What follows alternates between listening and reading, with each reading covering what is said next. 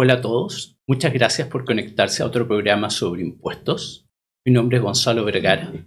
Hoy estoy aquí con Cristian Gamboa Guzmán, quien tiene una vasta experiencia en litigación tributaria. Cristian es abogado de la Universidad de Chile, es fundador del estudio GMV Consultores y Asesores. Antes de fundar hace ya 12 años su estudio, pasó otros 12 años trabajando en PricewaterhouseCoopers y también 3 años en el estudio Kay.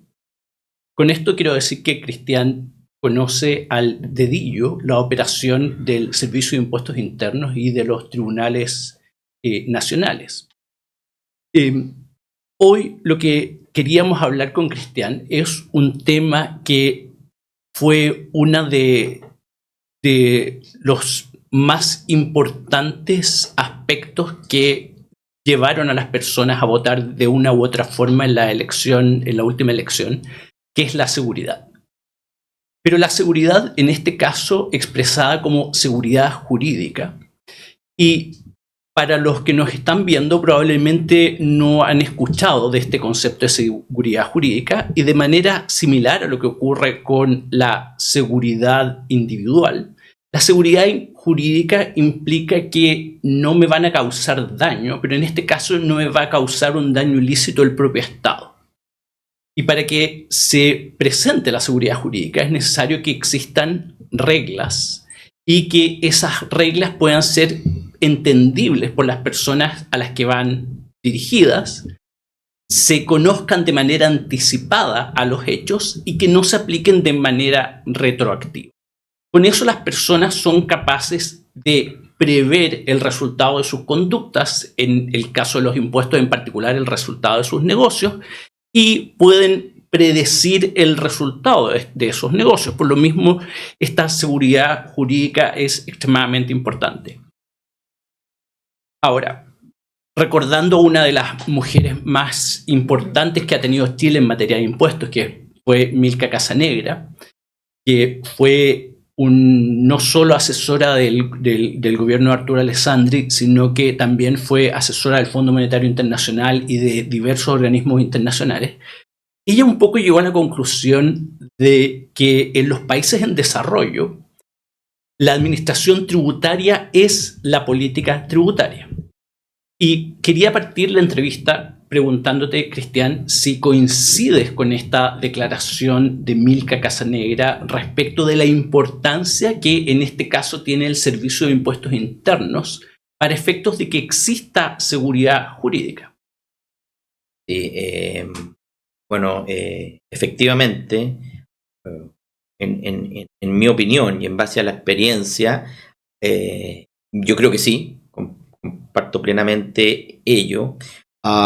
Y en Chile pasa una cosa especial, y sobre todo en los últimos años, que la administración tributaria, en este caso el Servicio de Impuestos Internos, es el que está actuando, fiscalizando a los contribuyentes. Y el tema de la seguridad jurídica o certeza jurídica cuesta en muchas oportunidades encontrarlo, o derechamente en las fiscalizaciones el Servicio de Impuestos Internos se aparta de ello. ¿A qué me refiero con esto? Me refiero que los procedimientos de auditoría tributaria o fiscalización tributaria, lo que el Servicio de Impuestos Internos busca es, frente a determinados planes de fiscalización o determinados factores o brechas de riesgo que ellos llaman, se fiscaliza ciertos sectores, ciertas actividades. Y el problema que lo encontramos es que lo que debería primar debería ser la ley, debería ser el sistema jurídico. En materia tributaria hay una normativa bastante amplia, partiendo, si uno quiere, por la Ley Orgánica del Servicio de Impuestos Internos, el Código Tributario, y leyes que regulan cada materia dependiendo del tipo de impuesto, como por ejemplo la Ley de Impuestos a las Ventas y Servicios, Ley de Impuestos a la Renta, Impuestos a las Herencias, Asignaciones y Donaciones, etc. Entonces, lo que ocurre en muchos de estos casos es que uno dice, bueno, la autoridad tributaria que en el fondo corresponde al fisco, al brazo del fisco que regula esta materia o que fiscaliza esta materia, se aparta del sistema jurídico. No digo que en todos los casos, pero en muchos sí. ¿Por qué? Por varias cosas. Yo primero podría decir que la ley tributaria, sea por la razón que sea, en muchas oportunidades deja un ámbito de variedad, de interpretación bastante amplia y no establece conceptos claros que yo como contribuyente sepa a qué atenerme. ¿Y eso a qué se presta? A que se presta que la administración tributaria de turno, porque también hay un tema acá que hay un tema político, no nos olvidemos que cada vez que hay un cambio de gobierno, normalmente tenemos un cambio de las principales autoridades del Servicio de Impuesto Interno, tenemos que esto, a los que nos dedicamos al derecho, yo creo que en la materia que más cambia la ley es en el derecho tributario, eso también se cambia la ley, pero ¿qué ocurre? El Servicio de Impuesto Interno, creo yo, con el pretexto que tal vez la ley no es tan clara, interpretan. Y muchas veces esas interpretaciones no guardan total apego a la ley.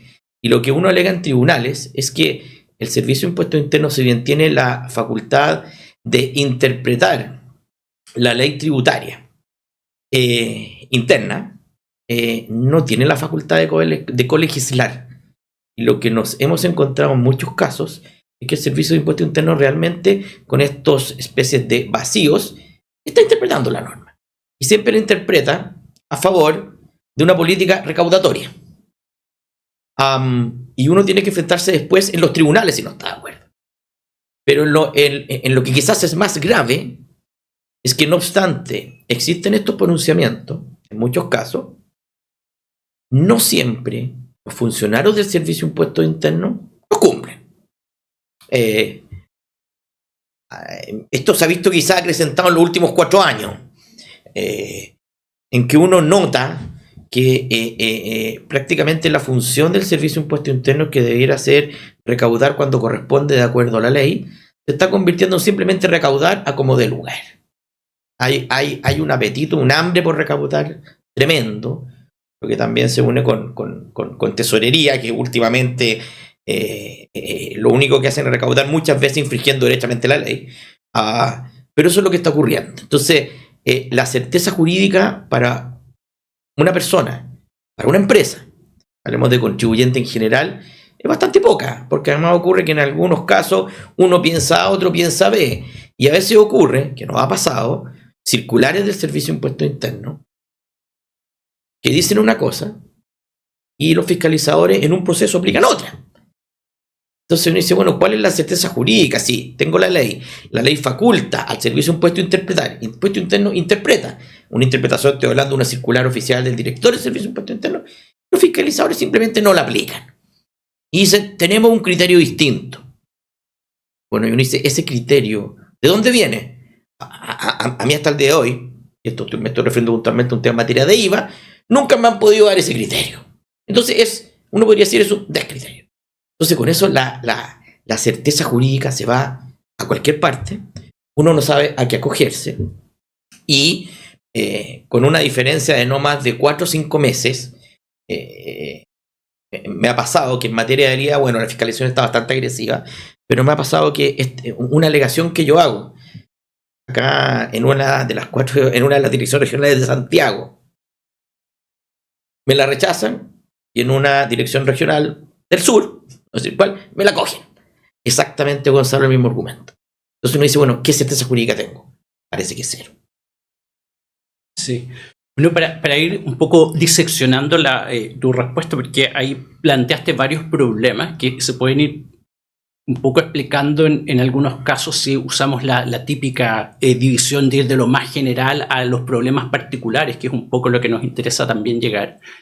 Está el primer problema, que es la ley y su interpretación. En general, cuando, para todos los que no son abogados, hablamos de interpretación, cuando un texto admite más de un significado. Exacto. Es decir, que no es evidente o que por algún motivo se presta para dar dos, por las circunstancias del caso, por cómo está redactado, por otras normas, se presta para que tenga estas dos interpretaciones. Respecto de eso, Chile cuando en los años 60 llegaron todas estas misiones enviadas por los organismos internacionales un poco para tratar de guiar a Chile un poco por el buen camino, se planteó el problema de la necesidad que existieran en la administración tributaria, que ya en esa época era uno de los organismos públicos más grandes que habían en el país. Eso probablemente no ha cambiado mucho.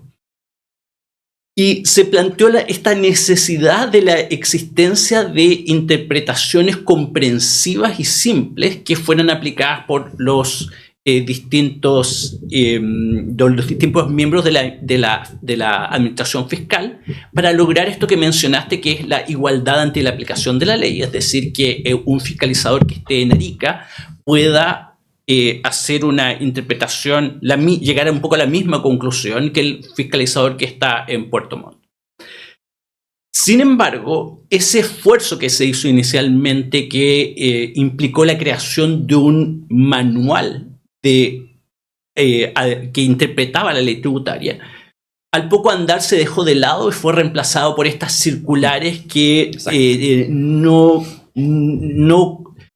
ni siquiera hacen un análisis muchas veces comprensivo. Vemos circulares que dicen esta circular tiene modificaciones y hay simplemente referencias a otras circulares. Entonces estamos dentro de este primer problema, que es si existen o no existen instrucciones comprensivas. Pero el segundo problema que mencionaste tiene un poco que ver, si entiendo bien tu respuesta, con el hecho de que la interpretación de la ley, que es un acto reglado, es decir, que Impuestos Internos no puede decir yo siento que la ley es de esta manera, sino que Impuestos Internos debe, y esto lo ha recordado la Corte de Apelaciones, ya acaba de salir una nueva sentencia que deja sin efecto parte de una circular, que era algo que no habíamos visto nunca. La primera vez fue con la circular que se refería a las bebidas isotónicas. Ahora acaba de salir otra circular que se dejó sin efecto, se ordenó dejar sin efecto parte de una circular que se refiere a los vouchers de las tarjetas de pago. Querían que, dejando sin efecto todo el avance que se había hecho en documentación electrónica, querían que se volviera todo esto al papel. Era un poco la administración tributaria estaba tomando la posición del legislador y estaba diciendo no me interesa que el legislador haya avanzado en documentos electrónicos, yo quiero que volvamos al papel. Así como que vuelvan los lentos, que vuelva el papel. Esa fue un poco la posición.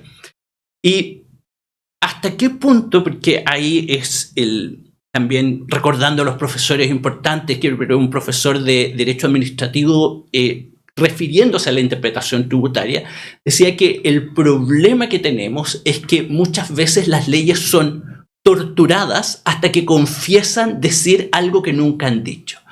Entonces, ¿hasta qué punto es un problema relevante que no existan no solo interpretaciones comprensivas, debido a que dejaron de lado el manual y tenemos estas circulares que son parciales, se pronuncian solo sobre ciertos temas? Pero ¿qué tan grave es esto que al interpretar no se conforme con el método que está en la ley, que lo obliga a ir, por ejemplo, a ver la historia del establecimiento de la ley, sino que sean simplemente motivados por el deseo de recaudar?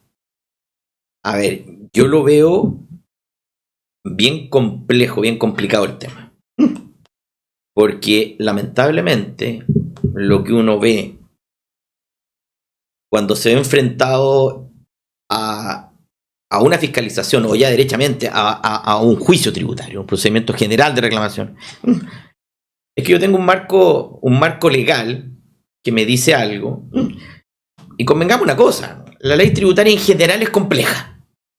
Es compleja. Para alguien que no se dedica a esto, es compleja.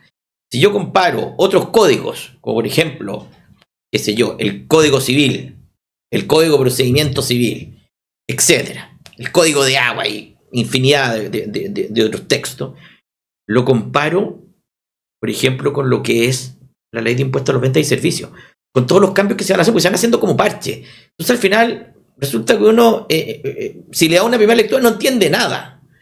Entonces uno muchas veces, cuando hay una modificación legal, los tributarios, y te consta, Gonzalo, uno ya la empieza a seguir desde antes que salga y que se publique, que se promulgue y publique. Y uno va siguiendo la historia de la ley, porque si no, no la vamos a entender. ¿Y qué ocurre? Que existe un texto que es complejo, que es, y digo complejo incluso para los abogados, pero pensemos en cualquier persona, o en un contribuyente empresa, un pyme, que no tiene un asesor. Muchas veces no se entiende. Y ahí, creo yo, que es donde Impuestos Internos interpreta, y uno dice, a ver, ¿cuál debería ser la función del Servicio de Impuestos Internos interpretando, que es una función que tiene por ley? Debiera ser un poco quizás aterrizar esto y que sea más comprensible, no saliéndose del texto de la ley. Pero lo que ocurre muchas veces es que, y esto es una opinión bien personal, con un ánimo recaudador, se interpreta de tal forma que muchas veces creo yo que se aparta del texto de la ley, y más que interpretar se está colegislando, y se llega a una interpretación que siempre es favorable al fisco. Con la complejidad, además, que los pronunciamientos del Servicio de Impuestos Internos, circulares, oficios, resoluciones, qué sé yo, ahora tenemos los oficios reservados también. Entonces, que uno los ve, y al menos la impresión que me queda a mí, después de casi ya 30 años en esto, es que los pronunciamientos del Servicio de Impuestos Internos muchas veces pareciera que no aclaran tanto y no dan una respuesta tan categórica frente a una situación particular que uno dice, yo quiero que me la interpreten, que me aterricen la ley. ¿Y qué se da con eso? Se dan que alguien tiene un criterio A, alguien tiene un criterio B. Entonces, uno dice, ¿hay algo que es simple para el contribuyente? No. ¿Y cuál es el problema de eso? Que además, como la ley se presume conocida por todos, en los pronunciamientos del servicio, si bien no son obligatorios para nosotros, son vinculantes para los funcionarios del servicio, pero con lo que el servicio resuelve. Entonces, el día de mañana un contribuyente que muchas veces no entendió palote, le dice, señor, es que usted no cumplió con esto, no cumplió con esto otro. Y la persona efectivamente a lo mejor no cumplió, pero porque de verdad uno se pone y analiza. Y cuando uno se enfrenta en el día a día con los fiscalizadores, que muchas veces los fiscalizadores no entienden la norma, ¿qué queda para los contribuyentes? Y ahí viene el rigor, pero absoluto y máximo, de este ente fiscalizador, que ya no es visto como un ente que yo creo que debería tender a facilitar el emprendimiento, que la economía creciera. Al final se convierte en algo que simplemente tratemos de recaudar. Si podemos, o si producto de esto a un contribuyente lo reviento, me da lo mismo, tendrá que ir a discutir a tribunales, porque además ellos saben que en tribunales, donde yo entiendo, cerca del 80% de los fallos son favorables al Servicio de Impuestos Internos. Entonces muchas veces uno se enfrenta a una situación de estas instrucciones que no son claras, y dicen, vayan a tribunales. A mí pasó el año pasado con un caso, un tema sencillo que es de IVA, bueno, una norma, el 23.5. Yo digo, hay una circular que me dice, mire, en el caso que usted igual le va a reconocer el crédito fiscal. Me dijeron, no, es un criterio. Pero ¿cómo no lo va a poder solucionar? No, nosotros tenemos un criterio. ¿Dónde está el criterio? Es un criterio de esta dirección regional. ¿En qué estoy? Estoy en un juicio tributario. Sí, respecto de ese punto, que es otro de los defectos que han estado un poco manifestando desde fundaciones como FESET, que agrupan a los académicos del derecho tributario y a gente que además está dedicada profesionalmente a los impuestos, e inclusive la Defensoría, que también es un organismo Hacienda, entonces nunca es tan agresivo respecto de la crítica de impuestos internos, pero llegó a tal punto que incluso la Defensoría comenzó a plantear que habían problemas respecto de estas materias. Pero ¿hasta qué punto hay una especie de vacío dentro del control interno del servicio? Porque tenemos, por lo que he visto y las críticas que he escuchado, tenemos como dos problemas. El primero es cuando Impuestos Internos abiertamente hace una interpretación ilegal. Por ejemplo, en temas extremadamente simples, el inscribirse en el rol único tributario. En una resolución, Impuestos Internos, como dices tú, dijo voy a legislar, y simplemente comenzó a exigir a las sociedades colectivas civiles que para inscribirse en el RUT cumplieran con requisitos que son propios de las sociedades que tienen responsabilidad limitada. Y dijo, traiga la inscripción en el diario oficial y traiga la inscripción en el registro de comercio. Ya, esto que parece gracioso para una persona normal, el problema es que de facto están derogando un tipo social, porque si yo intento cumplir que es algo absolutamente contrario a derecho, el problema que me voy a enfrentar es que primero el registro de comercio no me va a inscribir una sociedad que no debe ser inscrita, es decir, es el equivalente que tú llegues donde Impuestos Internos le diga quiero dar aviso de actividades y te dice tráigame su certificado de función. O sea, de facto hace imposible cumplir con la ley. Entonces, están esos casos en los cuales Impuestos Internos actúa abiertamente contra la legislación vigente, pero ¿hasta qué punto, considerando que en teoría en marzo vamos a tener un nuevo gobierno que se ha propuesto tratar de reactivar la economía, y este tipo de cosas afectan de manera tremenda la economía? ¿Hasta qué punto observas que existe esta especie de vacío al interior del Servicio de Impuestos Internos en el que se percibe que, como decían, el capitán ha perdido el control de la nave y cada uno de los marineros dice yo quiero y se presentan estos casos en la que ante un mismo hecho las direcciones regionales tienen posiciones distintas que ni siquiera están manifestadas en documentos públicos, es decir, es como dices tú, un descriterio o un no criterio. O sea, ¿qué tan generalizado ha sido este problema y crees que es posible que lo arreglen si es que hay un cambio en el mando del servicio? Yo creo que ese tema que tú comentas, Gonzalo, al menos lo que me ha tocado a mí, es bastante, lamentablemente, es bastante generalizado. Y uno se enfrenta el mesón o en un escritorio con un fiscalizador aquí te piden cosas que atenta más con el texto de la ley a pedirte cosas que no corresponden. Mira, recuerdo que uno, por ejemplo, para ir a hacer, ya que estamos hablando del inicio de actividad y obtención de RUT, cuando uno va, entonces para acreditar el tema del domicilio, ya, si uno va con un contrato de arriendo, te pide un contrato de arriendo que tiene que tener el rol de avalúo fiscal de la propiedad. Eso no está en ninguna parte. No es un requisito del contrato de arrendamiento. Me estoy a algo bien genérico para que se entienda. Un contrato de arrendamiento simple. Lo están pidiendo. Si no, no lo autorizan. Pero me ha pasado en la misma dirección regional que tenía un cliente y no tenía el contrato de arrendamiento, el rol de avalúo fiscal de la propiedad. Y pasó. Entonces, Gonzalo, en una misma dirección regional. No voy a decir cuál porque van a tirar la oreja. Pero en una misma dirección. Entonces uno dice, bueno, cuando a un cliente le recomiendo, o si me dice, mira, quiero que hagan el trámite y no tiene el rol de avalúo fiscal de la propiedad, ¿se lo voy a rechazar o no? Porque eso no está en ninguna parte. Entonces, lo mismo que tú decías de las colectivas civiles. Entonces, al final lo que ocurre es que sí, creo yo que el Servicio de Impuesto Interno actúa, y yo te digo derechamente, y a veces tengo esta discusión y le digo a los fiscales, esto es ilegal. ¿Y cuál es la respuesta? Tenemos una instrucción. Pero eso es ilegal. Entonces, ¿eso se puede solucionar? Yo creo que sí. Ahora, no creo que sea algo tan fácil ni de un día para otro. Porque aquí hay una formación, entiendo yo, en los funcionarios y su impuesto interno, que les han ido inculcando en los últimos años. Yo creo que esto va incluso más que solamente este último gobierno. Le han ido inculcando toda esta cultura de que de alguna forma ellos pueden hacer lo que quieran hacer, independiente que esté en la ley o no esté en la ley. Igual cuando no está en la ley es ilegal, pero ellos no lo entienden.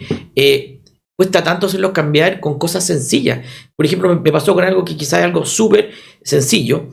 Cuando los poderes que nos da una empresa para ir al Servicio de Impuesto Interno a una fiscalización, antiguamente tenía que ser autorizado ante notario, la firma. Bueno, con el tema de la firma electrónica avanzada, hubo varios, se empezó a comentar y finalmente Impuesto Interno entendió y dijo ya, me pueden traer los poderes con firma electrónica avanzada. Yo lo probé la primera vez, no sé si fue el año pasado, y fui con mi lindo poder con firma electrónica avanzada. No me lo aceptaron. En ese momento no tenía la circular, porque puede ser no circular. Y después fui preparado. Entonces fui con la circular. Me dicen, yo llevaba mi documento impreso. Es que tiene que ser en formato electrónico. Y yo no lo llevaba en el iPhone. Tercera vez, por lo mismo. Cuando tú me decías esto de que te piden el certificado de función, que a veces uno se ríe porque esto lo pasa con el happening, y yo a veces les digo, ya se le he hecho fiscalizado, me falta que me pidan el certificado de función nomás. Estoy acá, estoy vivo. Entonces, pero algo tan sencillo como esto costó que entendieran. Entonces, cuando tú me dices qué se puede hacer, yo creo, de verdad, que debería haber, entiendo, un cambio de director del Servicio de Impuesto Interno, que aquí se partiera primero con las ganas de hacer las cosas bien, y después me voy a referir a por qué digo cosas bien. Y eso, uno de los elementos es, de alguna forma, educar a las personas y tratar de sacar, por ejemplo, pronunciamientos que sean más claros, que no admitan doble interpretación, porque el pueblo fiscalizador te dice, no, que eso no dice ahí, yo no hago el oficio. Entonces, es relativo. ¿Y por qué digo que esto va a generar, si se hace, un efecto positivo en la economía, o un efecto positivo en general? Porque lo que a mí me toca ver hoy día, se lo he dicho varias veces a algunos jefes de departamento, jefes de grupo, digo, es que lo que ustedes están haciendo, están trampando la actividad económica. Cuando una persona tiene que ir 5 o 6 veces a tratar de hacer inicio de actividad y por cualquier tontera te tiran para afuera, esa empresa no puede funcionar, porque no tiene root, otras cosas. Entonces, no puede funcionar. Cuando usted viene y me dice, señor, es que, mire, yo le voy a rechazar esto, le voy a rechazar esta devolución, y tiene que pelear en tribunales, nuevamente se están destinando recursos que podrían ser destinados recursos a producir. Y si se produce, se va a generar IVA, se va a generar, qué sé yo, impuestos de primera categoría, etcétera, etcétera, etcétera. Lo va a complementar también finalmente. Entonces, eso funciona así.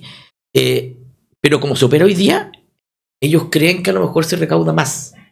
Yo creo que es una visión cortoplacista y, en mi opinión, equivocada. Por lo que te estoy comentando. Finalmente, si yo entrabo a la fiscalización y no logro que las empresas funcionen correctamente, y soy más quizás un socio y no este ente persecutor, al cual hoy día, en los últimos años, me ha pasado cuando me llegan clientes nuevos, le tienen pánico al Servicio de Impuesto Interno. Es un temor, pero reverencial. Eso no puede ser. Entonces, no, anda tú mejor. Yo no voy porque, mira, ves que vamos y sale y ya me tienen por todos lados, y a veces son cosas súper sencillas, pero no. Entonces, yo creo que sí, la autoridad tributaria, la que sea, que esté a cargo del Servicio de Impuesto Interno, yo creo que el beneficio que se puede obtener mejorando estas cositas, porque hay muchas cosas que funcionan bien, pero mejorando estas cositas, uno dice ya, ok, pero que no me entraben. Pasan cosas tan absurdas como que la página no funciona y uno está de repente 2 semanas tratando de declarar algo, qué sé yo, no entra, ¿cómo lo hago? El otro día me pedí una comuna en una declaración y la comuna estaba puesta. Finalmente no le puse comuna y pasó. O sea, son cosas absurdas. Son cosas absurdas. Lo mismo que la página de tesorería. Cuando uno litiga, y hoy día es todo electrónico, te pasa lo mismo. Yo, para poder ver un expediente que tiene una sección que uno lo podría bajar entero, no te deja. Se queda pensando. Lo he hecho con Mac, lo he hecho con PC, lo he hecho con Safari, el navegador, lo he hecho con Chrome. No es un problema los navegadores en los computadores. Aunque sí tesorería con los Mac no funciona bien. No sé por qué, pero no funciona. Entonces, todas esas cosas te van entrabando. Porque a veces las personas quieren pagar. Y tú me dices, no te deja.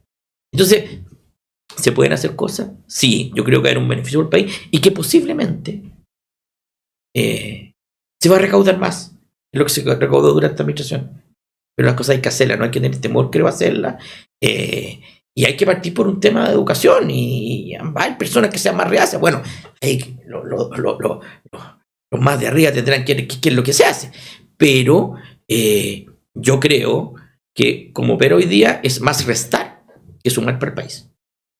Sí, bueno, como comentario antes de hacerte la siguiente pregunta, en su momento, justamente a raíz de esta misión de los años 60, entre el 63 y el 64, en el que se creó este manual, también se creó algo que curiosamente aún existe, que es la Escuela de Capacitación del Servicio de Impuestos Internos. Y un poco, yo trabajé en su momento ahí, de hecho nos conocimos con Cristian cuando éramos contrapartes en aquellos años. Y uno de los problemas que tiene el Servicio de Impuestos Internos es que a pesar de que existe esta escuela de capacitación, producen unos manuales distintos de las instrucciones del Servicio de Impuestos Internos. Es decir, se produjo esta duplicación de, absurdamente, a pesar de que dejaron de actualizar el manual, siguieron creando manuales didácticos para efectos de la escuela de capacitación.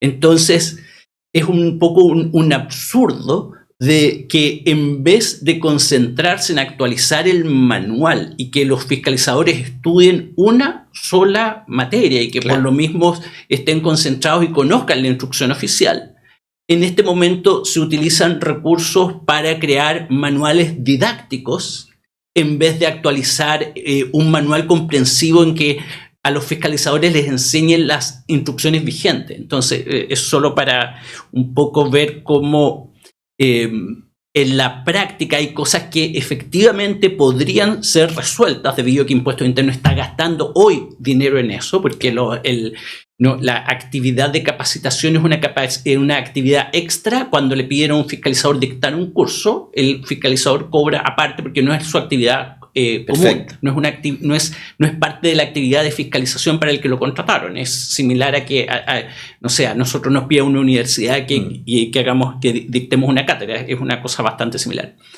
Entonces, es algo que en la práctica, esto simplemente hablando por mi experiencia dentro de Impuestos Internos, tristemente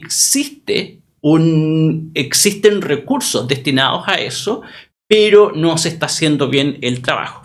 Ahora, respecto a lo último que dijiste, me gustaría si pudieras explicar un poco más, porque en materia de lo que es la función de Impuestos Internos, conforme a la ley y a la Constitución, porque recordemos, la Constitución establece la libertad de emprendimiento. Cualquier persona es libre de emprender.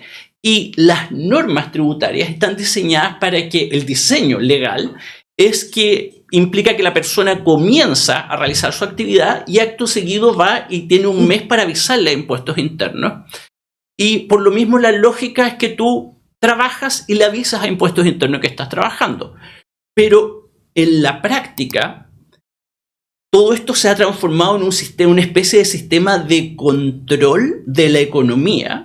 Y ahí es donde está un poco, quería que explicaras mejor eso, porque lo que yo he escuchado a toda la gente que trabaja en las grandes auditoras, en general dan cuenta de que desde que comienzas el trámite en Impuestos Internos hasta que logras tener las facturas timbradas para poder vender, pueden pasar tranquilamente 2 meses. Sí.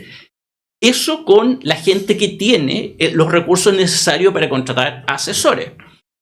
En la práctica, que se publicó en la revista de Derecho Tributario de la Universidad de Concepción, un artículo muy interesante del profesor Germán Campos, respecto de qué es lo que está ocurriendo con las pymes. Y las pymes, como no pueden dejar de comer por 2 meses, el resultado es que la mitad de las pequeñas empresas están operando fuera de todo el sistema, porque ellos no pueden pasar 2 meses sin vender para cumplir esto. O sea, ahí me gustaría que pudieras explicar un poco más cuál es el diseño legal del sistema y qué es lo que está ocurriendo. ¿Por qué alguien que quiera arrendar un departamento y que juntó plata, compró un departamento, lo va a arrendar en Airbnb? ¿Por qué para esas personas se ha comenzado a dificultar desde esa hasta la que quiere poner un kiosco, un pequeño kiosco? ¿Por qué se ha dificultado tanto y cómo esto es parte ya prácticamente de esta permisología? Sí, yo creo que eso se da mucho. Hoy día, el tema de inicio de actividades, obtención de RUT, tiene varios como trámites. Uno de ellos que te hacen la verificación de domicilio. Esa verificación de domicilio a veces ocurre que es virtual, a veces va un funcionario. Pero muchas veces el funcionario pasa mucho tiempo en que vaya. Entonces, yo efectivamente, una cosa es el RUT, o sea, es lo más sencillo de obtener. Después viene el tema de inicio de actividades y después, teniendo eso, yo recién puedo sacar factura. Entonces, ¿cuál es el punto? ¿Qué es lo que decías tú, Gonzalo? Y yo lo comparto plenamente. Es tan engorroso el trámite. Y es engorroso cuando incluso se tiene asesoría. Tú me comentabas que las auditoras dicen que más o menos son 2 meses. En la auditora trabaja gente preparada y que tiene mucha práctica en eso, mueran 2 meses. Entonces yo me pregunto, ¿qué pasa cuando va la persona sola? Cuando una persona que constituyó una sociedad, esta empresa por un día, y llega el momento en que tiene que hacer todas estas gestiones de impuesto interno, que le piden una cosa, que le piden otra, que por internet es complicado, que le van a hacer verificación de domicilio, que no tiene el documento, porque uno sabe que los documentos los tiene. Al final te están matando. Te están matando de entrada. Te están matando de entrada.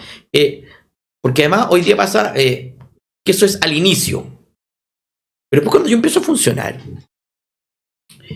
ocurre que si a ti te fiscalizaron y ahí están las famosas observaciones centralizadas que te empiezan a levantar en el sistema, esas observaciones al final son una forma de estrangular al contribuyente.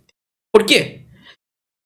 Porque también está ocurriendo mucho que, imaginemos el caso del contribuyente que ya inició actividades, tiene factura, pero como tú bien dijiste, se demoró 2 meses, que parece que es lo usual. ¿Qué pasó en esos 2 meses? A lo mejor también operó, pero vendió sin emitir el documento tributario que correspondía. Y que eso tiene varias sanciones porque tiene un efecto en IVA, tiene un efecto en renta y tiene un efecto en un tipo infraccional que es no emitir la factura por una operación que correspondía. O sea, se puede llenar de observaciones. Esas observaciones donde yo entiendo normalmente, tú trabajaste en el servicio, a lo mejor sabes más que yo, son básicamente que las hace el sistema. Entonces, ¿qué ocurre después? En este mismo caso que estamos viendo, lo fiscalizan por ese periodo y resulta que tiene ventas que no están documentadas. Imaginemos lo que se incluyeron en renta, pero ya no están en IVA. Pero tengo el documento. ¿Y cómo voy a aparecer emitiendo un documento por una operación que ocurrió hace 2 o 3 meses? Te van a sancionar. También. Entonces, estas observaciones van a dar origen ¿a qué? A que probablemente te van a limitar o bloquear los folios de factura. Y yo he visto algunos casos que ya se han interpuesto recursos de protección. Uno también podría pensar en un reclamo de vulneración de derechos. Y hay otros recursos de impuesto interno que para estos efectos no sirven, no funcionan. Entonces, ¿qué digo yo? A esta persona que no la dejaron vender al principio, legalmente, y después te bloquean los folios.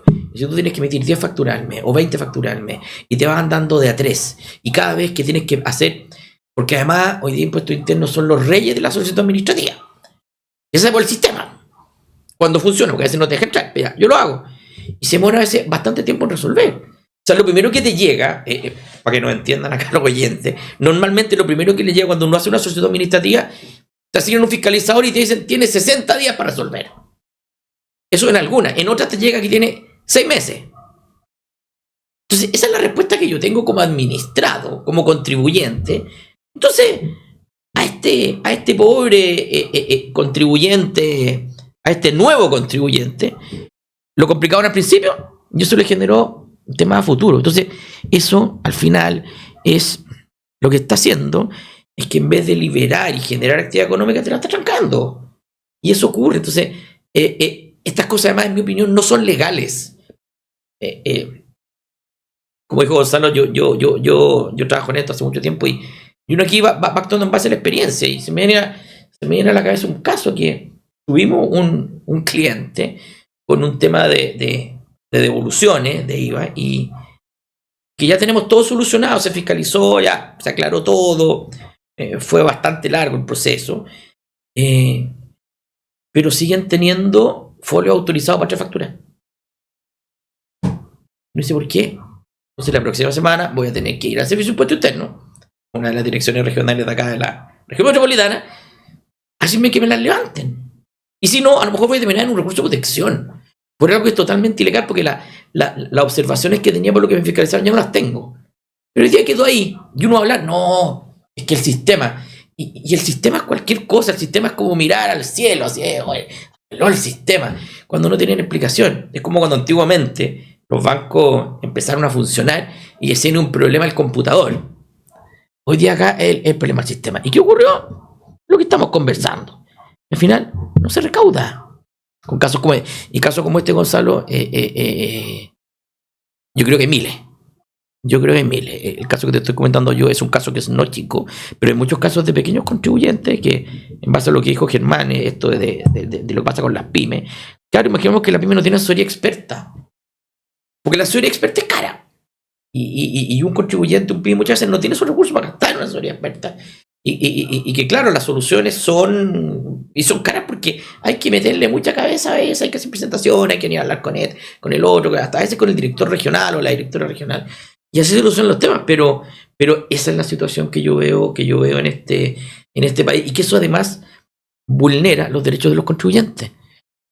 No me puedo olvidar que el artículo 8 bis del Código Tributario establece un catálogo, son varias páginas, de derechos de los contribuyentes. Y yo cuando lo veo, y yo estoy metido en la calle, digo, es una linda declaración de principio. Porque a veces ocurre que ni siquiera el que tiene que existir, creo que la ley usa un trato deferente y cordial. Perdóname que diga, pero yo muchas veces voy y ya me están mirando como si fuera un delincuente tributario. Entonces, ¿aplico la ley? No aplico la ley. Eso ocurre, los contribuyentes tienen que atender. A eso uno va a decir, vuelva la próxima semana, vuelva la próxima semana. Uno le mete un mail al fiscalizador, vuelva la próxima semana, le mete otro mail al fiscalizador y después sacan una liquidación. Porque uno no aportó los antecedentes. Eso pasa. Y a mí muchos clientes me dicen, oye, pero si yo los llevé, ya, pero ¿dónde tengo el respaldo, el correo, la carta? No, pero es que hay que hacerlo así. Pero no obstante, con esos correos, igual sacan una liquidación. Porque normalmente sacan las que les gusta tanto, las liquidaciones centralizadas o citaciones centralizadas. Y para que nos entiendan, son aquellas que simplemente las hace el computador. Tiene una firma abajo, pero ahí sale cualquier cosa. Entonces es fácil sacarle, es fácil cobrar. Y si no se reclama, llega el día de mañana, llega tesorería cobra, tesorería embarga. Así funciona el sistema. Sí, bueno, un primer comentario es algo, pero es algo que en teoría es un poco responsabilidad del legislador, que es lo que tú comentaste al inicio, que las leyes tributarias son extremadamente complejas, pero son extremadamente complejas no solo para las personas, sino que incluso para la administración fiscal, incluso para el Servicio de Impuestos Internos.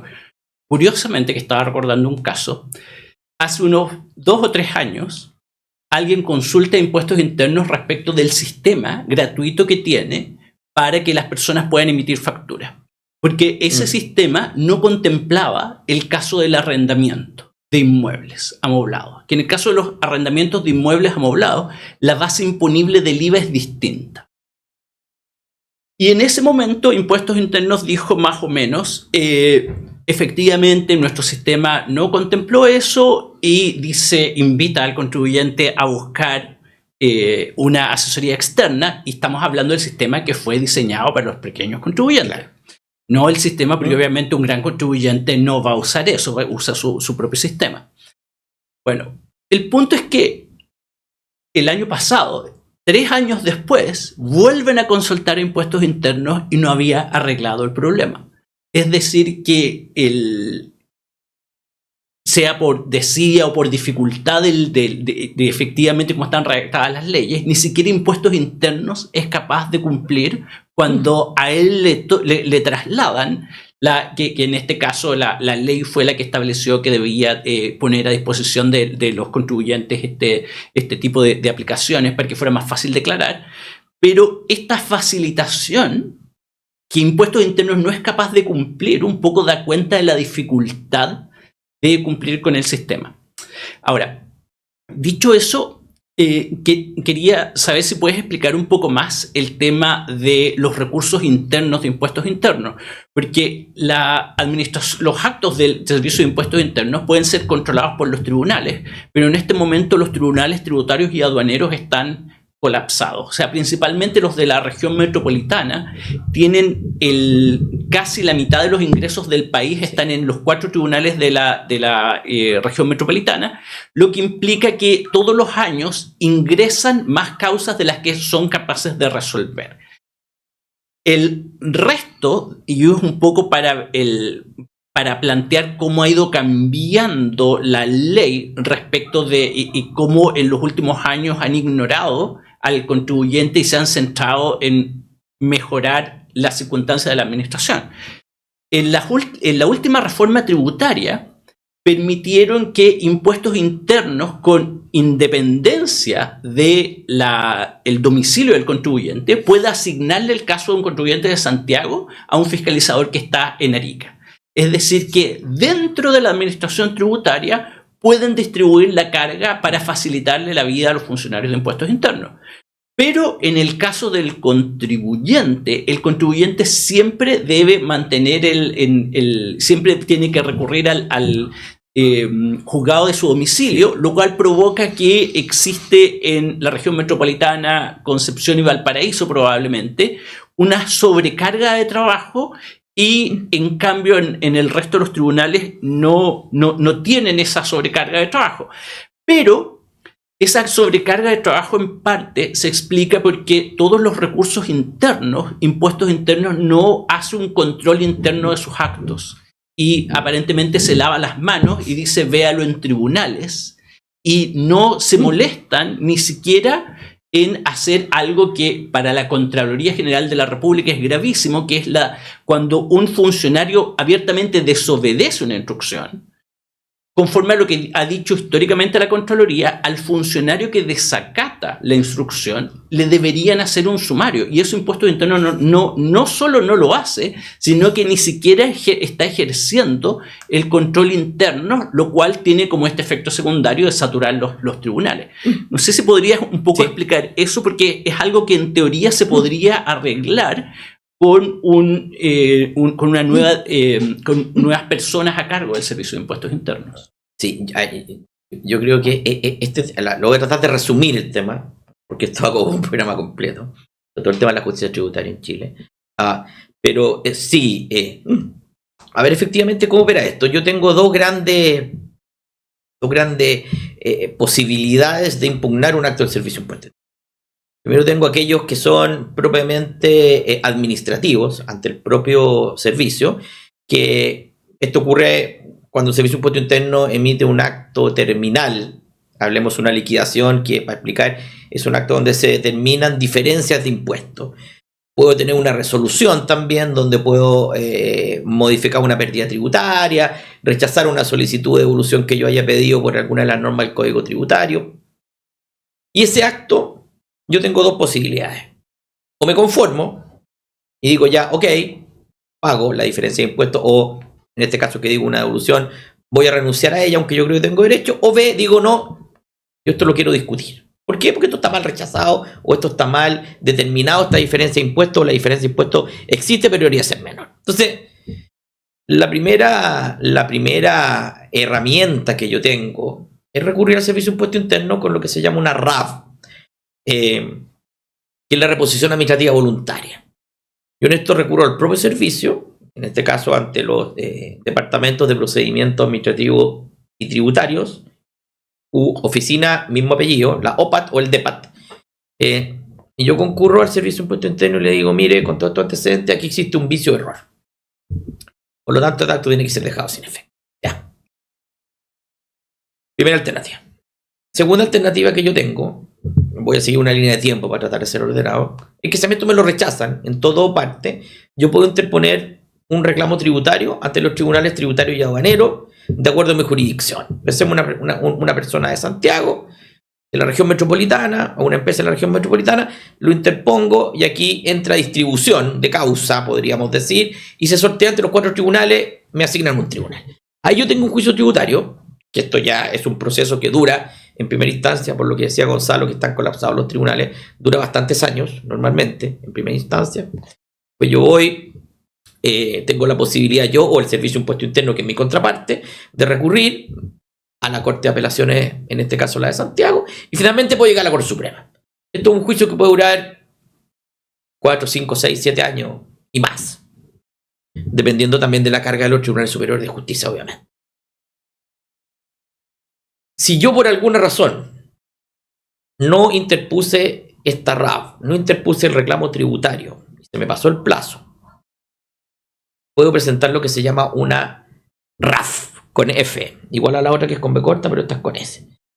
Y que es una revisión de la actuación fiscalizadora.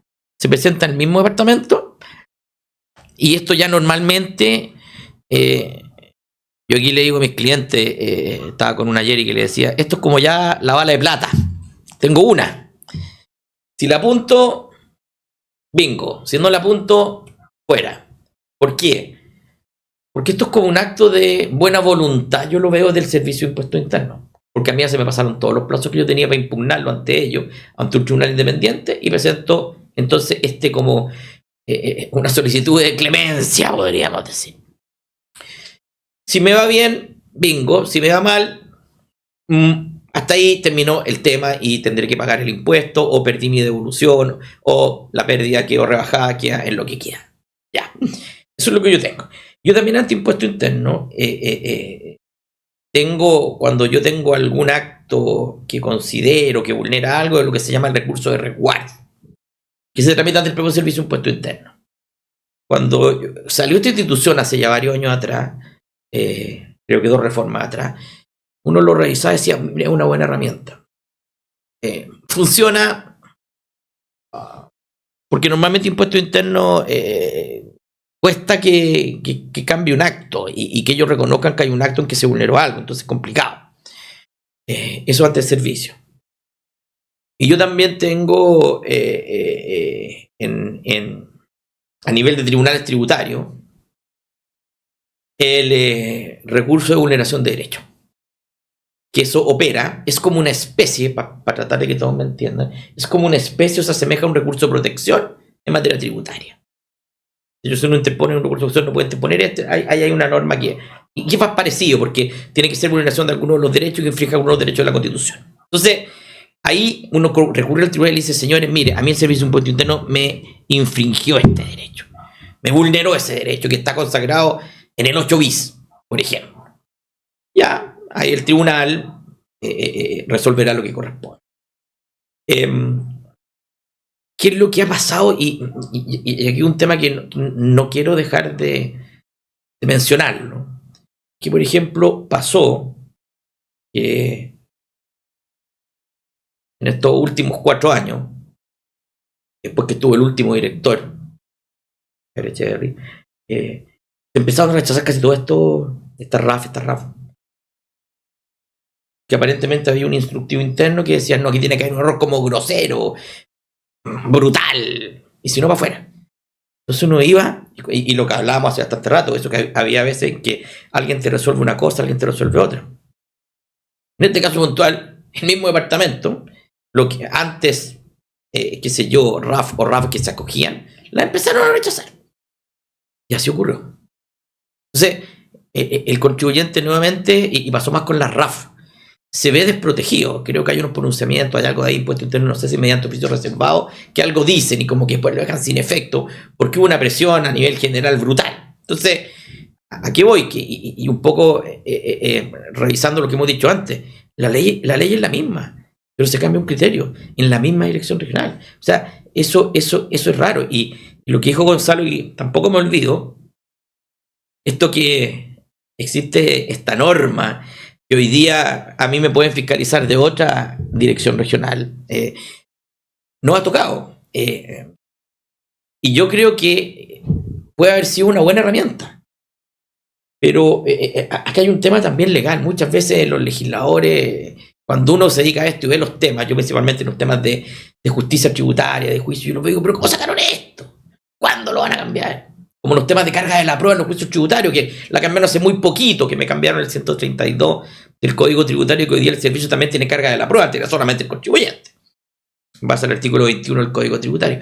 Pero con esta norma, yo cuando la vi dije, esto va a operar bien. Es una buena forma, pero no está operando bien. ¿Y por qué? Porque se implementa mal. ¿Y por qué se implementó mal? Porque lo que yo he visto en algunos casos, en otros me ha salido bien, en algunos casos, es que tú tienes un contribuyente de acá de Santiago y que si lo van a fiscalizar, te miento, Gonzalo, en Puerto Montt, no tienen idea a qué se dedican, cuál es la actividad, y al final el tema se entrampa y muchas veces te rechazan cosas que no se deberían rechazar. O también, dejémonos de tonteras, la mayoría de las empresas tienen su domicilio tributario acá en Santiago, las más grandes, los grupos económicos, etcétera. Pero si se va al tema provincia, entonces uno dice, pero hay que partir de foja cero, cuando ya hay casos en que normalmente te conocen como contribuyente y hay muchas cosas que ya se dan por validad. No, todo de nuevo. Y claro, ¿qué ocurre? Que eso también, esa es la parte mala, porque la parte buena dice, sí, van a poder fiscalizar y no que las cosas se eternicen, que es lo que quizás todos clamábamos. Pero se produce otro efecto que creo que tú lo esbozaste en tu pregunta. En los tribunales tributarios aduaneros, para mí son los TTA, así se conocen en el medio. Que claro, como no cambió el tema de jurisdicción, y ya no es que si por ejemplo emite un acto Concepción, yo me voy a ir a Concepción, no, sigue siendo Santiago. Al final creo yo que lo que está ocurriendo y va a ocurrir es que se le está metiendo más casos, más leña a la misma chimenea. No se la vamos a colapsar más, que ya están colapsados. Y lo que uno ve en provincia, y a mí esto, te digo, me da casi pudor de cómo se hizo tan mal la reforma de los tribunales tributarios aduaneros, que yo no sé cuál es el ingreso que tiene un tribunal de Santiago, que son más o menos parecidos unos con otros cuando se hizo una reforma, porque esto también partió mal. Si aquí los legisladores no saben estos temas, ¿por qué no nos preguntan a las personas que sabemos? Pero lo hicieron mal. Pero cuando ya se hace esta distribución a sorteo, yo no sé cuánto será, pero el ingreso, por ejemplo, será 1.000, y como decías tú, fallarán 800. Entonces cae. Pero será 1.000. A lo mejor en provincia, hay provincias que yo creo, no he hecho el estudio, a lo mejor lo podríamos hacer, que a lo mejor tienen un ingreso de 100 causas al año. Entonces, repartamos mejor para que los juicios no se eternicen. Cuando yo dije los plazos, hace un momento atrás, creo que fui bastante benevolente, porque muchas veces más, y esto no es culpa de los TTA, es culpa que están sobrecargados, si eso es así. Entonces, démosle más a los de provincia. Entonces, hagamos las cosas bien. Yo creo que hay mucho por hacer, pero tiene que haber personas con las ideas claras y no siempre que sean temas que los vemos como teóricos. Tiene que ser personas que se dedican a esto. O sea, una opinión mía, yo creo que si el día de mañana queremos hacer, por ejemplo, una reforma, algo de carácter laboral, tienen que ser los laboralistas los que opinen. Si una reforma de carácter tributario, tendremos que ser los tributaristas los que nos den posibilidad y explicar por qué lo que están proponiendo está mal o está bien. Entonces, eso lo podemos hacer. ¿Por qué? O sea, al final lo que queremos es que este país funcione. Este país funcione y además otro tema, que las personas digan, oye, impuesto interno. Impuesto interno al final es un coadyuvante mío. No es una persona que me traba todo, que me entraba, que me liquida, que no me devuelve, que le tengo pánico, porque por cualquier cosa hoy día también ha aumentado mucho el tema de las querellas por delitos tributarios, las fiscalizaciones con esta amenaza, la norma general de antenución, la NGA. Entonces, eso al final no aporta nada. Más que gustitos personales, creo yo, decir, miren lo que encontramos. Y que son cosas que son bien discutibles además. Sí, bueno, un poco para el complementar desde la visión que tuve al trabajar en impuestos internos y ver cómo ha ido evolucionando la estructura. Se produce un efecto con lo que comentabas de esta multijurisdicción bien absurdo, porque inicialmente, bueno, y también resalta la importancia de quién está a cargo de la administración tributaria, porque inclusive las interpretaciones de la administración tributaria después tienden a ponerlas en la ley. O sea, es brutalmente importante quién es el que está a cargo de todas estas cosas, porque pueden ocurrir cosas como la siguiente. En su momento, cuando nos conocimos nosotros hace 20 años, yo trabajaba en la Dirección de Grandes Contribuyentes, que primero la crearon por una resolución y después la dejaron en la ley. Mismo camino, que Impuestos Internos dice quiero esto y el legislador corre a dárselo. Pero apenas se lo dan, como que lo bota y quiere otro juguete, un poco como los niños. Porque se crea la Dirección de Grandes Contribuyentes y lo que se hace un poco, la lógica es que con esta como ley de Pareto, un porcentaje muy bajo de los casos son los que explican el grueso del resultado. Entonces querían concentrar esos casos en Santiago. Ahora, el problema es que con eso simplemente asumían que no tenían ningún interés en capacitar a los fiscalizadores que estaban en provincias respecto a todas las cosas. Entonces se concentraban solo en la capacitación de la gente que estaba en ciertas direcciones regionales. Y ahora lo que estamos viendo es que hacen como lo contrario, pero sin implementar esta mejora en los procesos de educación ni esta mejora en las interpretaciones de manera que sean todos uniformes.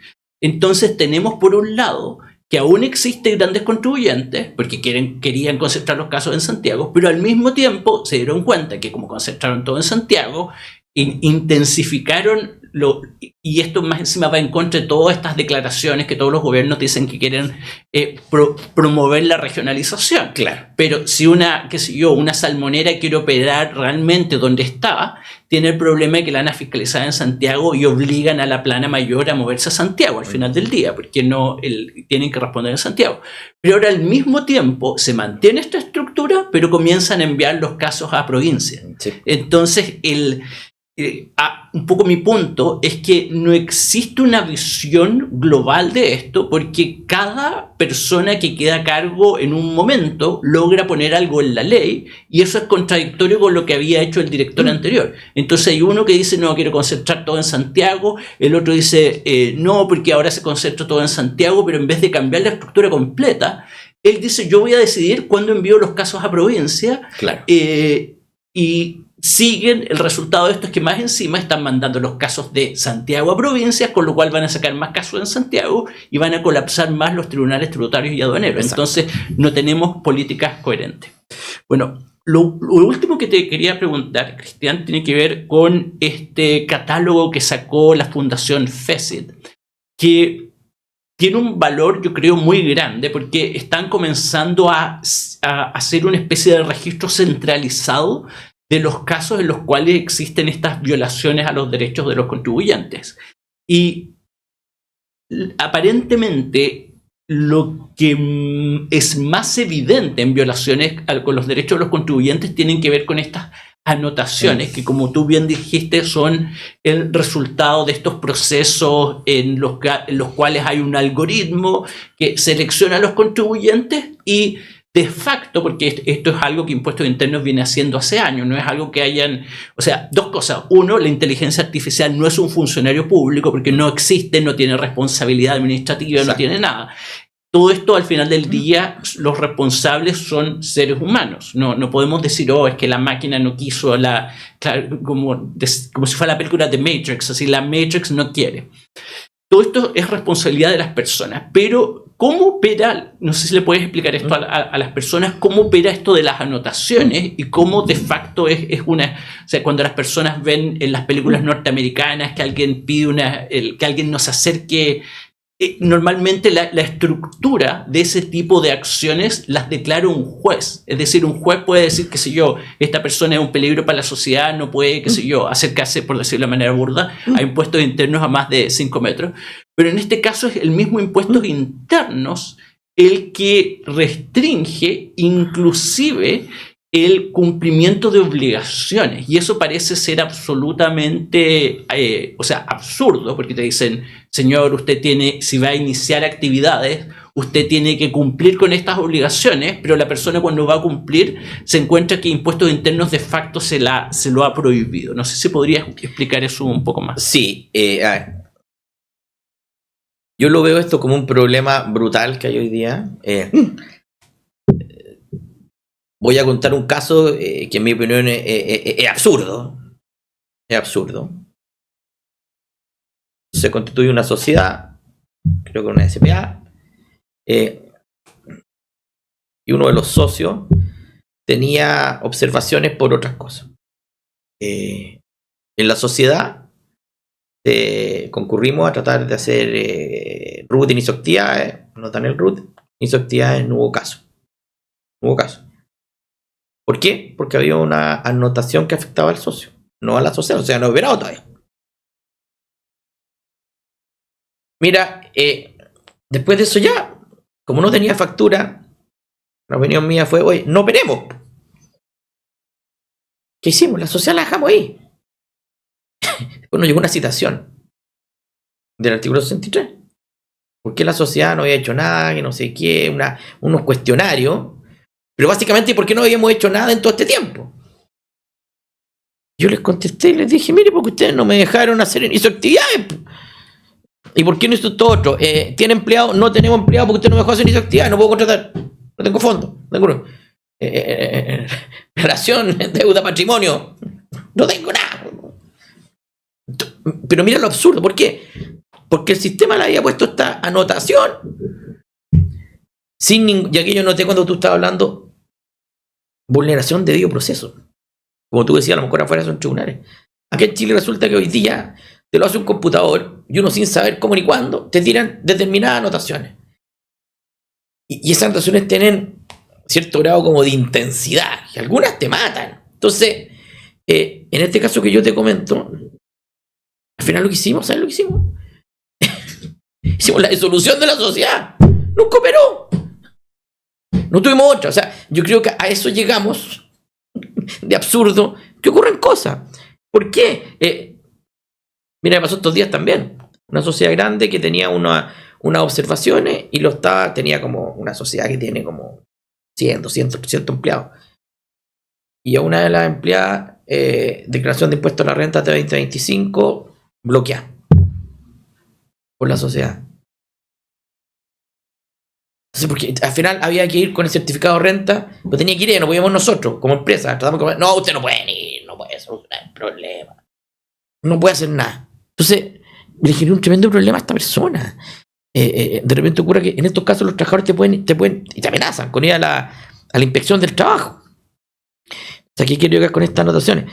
Que estas anotaciones, yo entiendo, Gonzalo, que a lo mejor tú sabes más que yo, que estas se ponen básicamente aquí se miden predictores, se cruzan información de la TJ, etcétera, etcétera, etcétera, y te van generando observaciones. Esas observaciones tienen ciertos efectos. Y uno de los efectos que, aparte de este que les cuento acá, que me pasó a mí, ocurre que no te dejan operar. Que hay empresas que a nosotros nos han dicho, es que a mí no me dejan operar. Yo no puedo funcionar con 3 folios al mes, necesito 40. Entonces, esto al final es una forma, en mi opinión, esto es una opinión personal, es como una presión indebida que hace el fisco por algo, porque me ha pasado que me han contratado personas y empresas para ir a solucionar esto. Y es un lío hacerlo. Es un lío. A veces pasa que uno las logra levantar las observaciones y que no te están generando problemas, pero siguen quedando en el sistema. Entonces después le hago un fiscalizador de lo que está pasando hoy día de otra dirección regional. Es que usted es malo. Usted tiene esta observación. Y ya no la tienes, pero sigue apareciendo en el histórico. Esto te digo, me lo comentaron ayer en una unidad del sector oriente de Santiago. Entonces, me dice, ¿cómo opera esto? Opera de esa forma. Por eso cuando yo realmente veo que esto que le den en pánico al Servicio de Impuesto Interno, y que hoy día todas estas observaciones que, en mi opinión, vulneran los derechos de los contribuyentes, y revisando el catálogo de esta fundación que uno lo analiza, claro, hay uno efectivamente que pone estas anotaciones, y finalmente creo que un recurso de protección se acoge en favor del contribuyente. O sea, aquí queremos llegar con esto, que esto es ilegal. Esto es ilegal, porque después te dicen, oiga, pero que usted te van a alegar y que usted no paga los impuestos. Pues si me tiene bloqueado, no puedo operar, no puedo emitir más que 3 facturas al mes.